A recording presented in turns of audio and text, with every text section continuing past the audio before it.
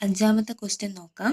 രോഹന് തൻ്റെ ശക്തിയെയും പരിമിതികളെയും മനസ്സിലാക്കാൻ നല്ല കഴിവുണ്ട്. അതായത് സ്ട്രെങ്ത്തും വീക്ക്നെസ്സും മനസ്സിലാക്കാൻ കഴിയുന്ന ഒരു കുട്ടിക്ക് അവൻ്റെ ഉള്ളിൽ പ്രകടമായത് എന്താണെന്നാണ് ചോദിക്കുന്നത്. ഇമോഷണൽ ഇൻ്റലിജൻസ് ആണോ, ഇൻട്രാപേഴ്സണൽ ആണോ, ലോജിക്കൽ ആൻഡ് മാത്തമാറ്റിക്കൽ ആണോ, ഏതാണെന്നാണ് ചോദിക്കുന്നത്. ഏതായിരിക്കും? ഇമോഷണൽ ഇൻ്റലിജൻസ് ആയിരിക്കും. ഓപ്ഷൻ എ ആണ് റൈറ്റ് ആൻസർ.